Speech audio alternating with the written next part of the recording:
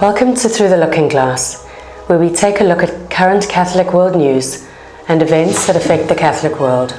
Pope Emeritus Benedict XVI and Cardinal Sarah have recently co-authored a book, From the Depths of Our Hearts, which looks at the issue of priestly celibacy. This has generated some controversy, with some publications and media outlets stating that the Pope Emeritus never agreed to having his name on the cover, neither to the endorsement of the content of the book.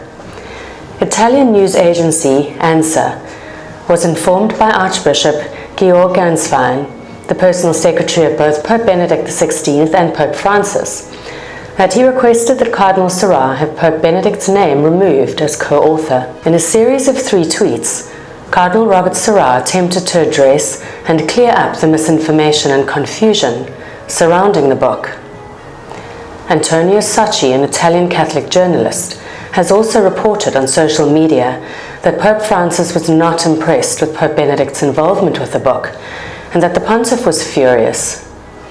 Archbishop Ganswein denies Sacchi's claims. Cardinal Sarah's tweets read as follows, quote, "Because of incessant arguments, naysayers, and deceptive controversies which have not stopped since the beginning of the week concerning the book From the Depths of Our Hearts, I met tonight with Pope Emeritus Benedict XVI.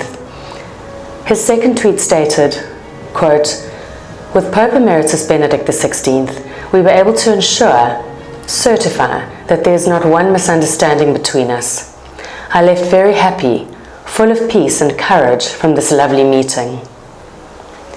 Cardinal Sarah's final tweet encourages people to read the co-authored book. Quote, "I call on you to read and meditate on From the Depths of Our Hearts. I warmly thank my editor, Nicola Diat, as well as my publisher, Fayard, for the rigor, strictness, the integrity, the seriousness, and the professionalism which they have shown. Good reading to all of you." Dana Terrace is the creator and executive producer of a new cartoon series said to be a spooky, magical, comedy horror adventure series entitled The Owl House, which premiered on Friday the 10th of January.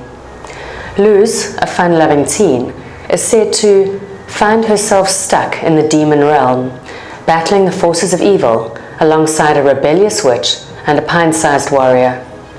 After the adventure, Luz decides to become the witch's apprentice. The show tries to portray witchcraft as a positive tool to fight evil, a similar angle to what real-life witches have been promoting over the past few years to fight for their beliefs. The Catholic bishops of Nigeria are appealing for the release of 4 major seminarians kidnapped in Kaduna, Nigeria by unknown gunmen on the night of the 8th of January. The students were kidnapped from the seminary in Kaduna in northwestern Nigeria in the evening.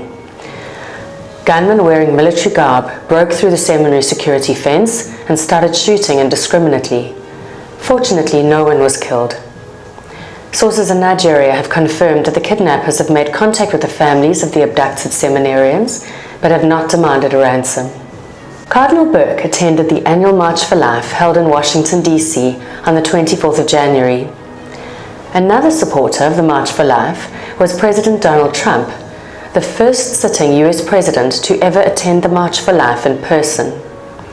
Young people told LifeSite News how inspired they were by both Cardinal Burke's address and his and President Trump's presence and support at the march. The president's words included a powerful message on behalf of the unborn when he said, quote, "Every person is worth protecting. And above all, we know that every human soul is divine, and every human life born and unborn is made in the holy image of Almighty God." Cardinal Burke praised the young people when speaking in a room filled to capacity at the National Pro-Life Summit one day later. The Cardinal told the crowd, "You are the young men and women, many of you born after 1973, who are deeply conscious of what procured abortion means, and you are acting on that consciousness, which speaks to your own hearts and which God has inscribed His natural law, the first precept of which is to defend and promote human life." From me, Ange, and the Quid Verum team, that is all for now. Please pray for our church, and may Saint Michael protect us all. God bless.